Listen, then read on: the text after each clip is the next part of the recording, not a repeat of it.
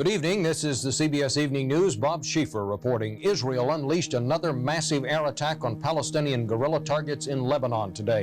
From the sky, the howl of Israeli jets, bombing and bombing.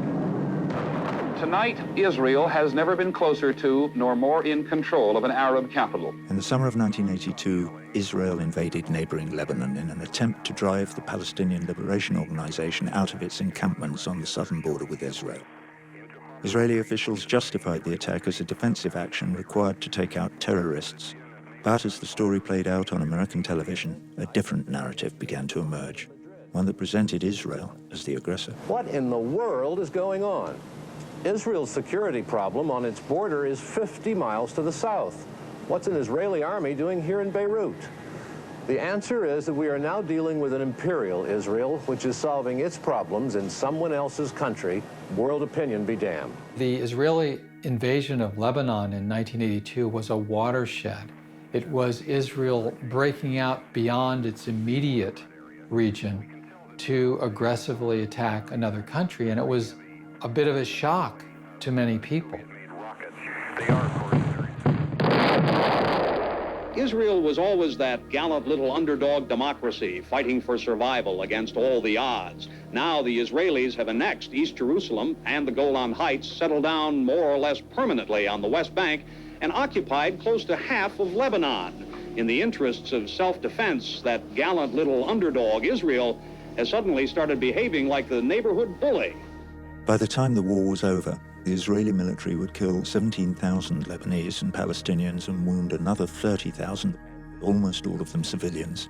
In West Beirut, hospitals are so taxed with the injured that they have become specialized. This center takes only burn victims of phosphorus shells. Shrapnel cases, concussions, and fractures are directed to other facilities. And just a few months later, American media coverage would take an even darker turn. There's been another horrendous turn of events in the Middle East. Hundreds of men, women, and children, perhaps as many as 1,000 people in all, have been massacred in 2 Palestinian refugee camps in West Beirut. Israel's Lebanese allies, operating with the consent of the Israeli government, had massacred several thousand Palestinian civilians in the refugee camps of Sabra and Shatila, and American news media had the pictures to prove it. The Israelis permitted an armored column of right-wing Christian gunmen to enter West Beirut late Friday. They took up positions surrounding Shatila refugee camp last night, and this morning they were gone. A bloody massacre which has heightened tensions between the U.S. and Israel. Sabra Shatila was hardly the first massacre committed by Israel against Palestinians and against Arabs. There's a dirty legacy of Israeli massacres from the pre-state through the creation of the state and beyond. The big difference was this one was televised. By all appearances, groups of men had been ordered to stand against the wall and then gunned down in cold blood. Today, Palestinians search frantically for relatives. They took our children, one said. They're killing our families. This was a game changer in terms of how Israel was going to deal with the question of publicity. They went on the offensive for the first time. All the direct or implicit accusations that the IDF bear any blame whatsoever for this human tragedy in the Shatila camp are entirely baseless and without any foundation.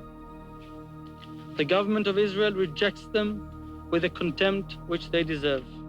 It was perhaps the first time they recognized at the highest levels inside Israel how much they needed to do that if they expected to maintain the kind of understood support in the United States. Israel can do no wrong. Israel is always the victim. Israel is the little David against the big bad Goliath. 2 years after the Lebanon invasion, the American Jewish Congress sponsored a conference in Jerusalem to devise a formal public relations strategy known in Hebrew as Hasbara. Participants included PR and advertising executives, media specialists, journalists, and leaders of major Jewish groups. According to a brochure from the Congress, no single event brought home the need for a more effective Hasbara or information program more persuasively than the 1982 war in Lebanon and the events that followed. As one conference participant put it, Israel is no longer perceived to be Little David, but Goliath steamrolling across the map. The primary aim of the conference was to develop strategies to spin unpopular Israeli policies and to counter negative press coverage by shaping the media frame in advance.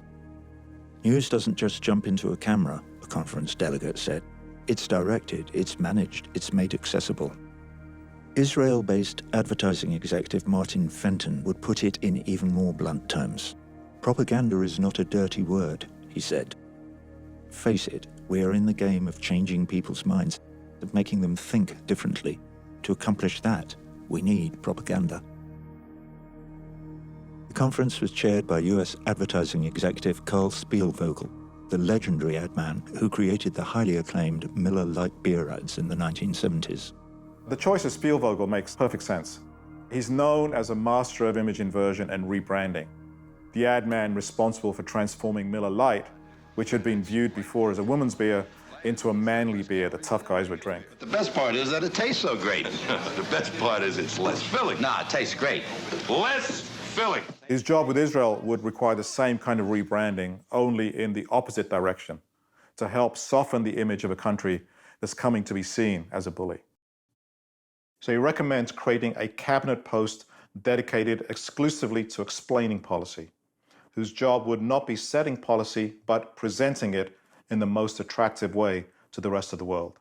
Classic PR is to say the problem is not the policy, it's the presentation. When the policies are so reprehensible that many people become critical, rather than acknowledge there's anything wrong with the policy, there's a doubling down on the PR effort. After Lebanon, you start to see the basic Hasbara strategy in action. Images of Palestinians fighting back against Israel's occupation make their way onto American television screens. And the Israeli military crushes this resistance in brutal ways that undercut Israel's image as underdog and victim. Israeli helicopter gunships deliberately fired a missile into a crowd of civilians last night, killing 7 Palestinians and wounding 70 more. Then Israeli officials go into full Hasbara mode and act like the occupation doesn't even exist, framing all Palestinian resistance as terrorism and Israeli aggression as self-defense. We will do whatever it takes to defend ourselves, and defend ourselves we will. That's the basic Hasbara strategy in a nutshell. Even when you're violently crushing resistance to your own brutal occupation, portray Israel as an innocent victim by demonizing Palestinians as nothing but terrorists. The Palestinian terror campaign continues. It only justifies again and again that we, Israel, have to continue and defend ourselves. There have been horrific Palestinian terrorist attacks, and I use that word very specifically to mean what terrorism means, which is attacks on civilians for a political purpose. Anger in Israel today at last night's suicide bomb in Tel Aviv, which killed 4 and wounded around 50. Those are horrific attacks, which should be condemned. They are violations of international law, period. But the problem is, Israeli violence is assumed to be legitimate because it's always self-defense. Some of the people who have been killed are said to be civilians. In fact, 2 of them are said to be little girls. But the Israeli military says they try to the best of their knowledge to make sure whoever they are striking was a known militant. All the cases when Palestinian people were killed by the Israeli military, and this is not called acts of terror, and one should ask why, if it is civilians who are being killed, but from a plane and not by a suicide bomber, why this is not terror, and only terror is when somebody is killed by a suicide bomber. If the terrorist label can only be affixed to one set of people, but not another set of people, then you're in an Orwellian zone. You're down a rabbit hole of linguistic manipulation. The last thing they want is a political settlement. What they want is more demonstrations, more riots, more bodies. That's what they want. And so this becomes the framing of the situation. Israel is defending itself, which means Israel is not the aggressor here. That doesn't square with the reality on the ground, and we know that. You have a right to defend yourself. You don't have a right to occupy people, deny them their human rights, and then cry foul when they resist. That's not the right to self-defense. That's the right to repression. That's what Israel is asking for here. Let us do away with these dissenters, these Palestinian dissenters, and call it defense.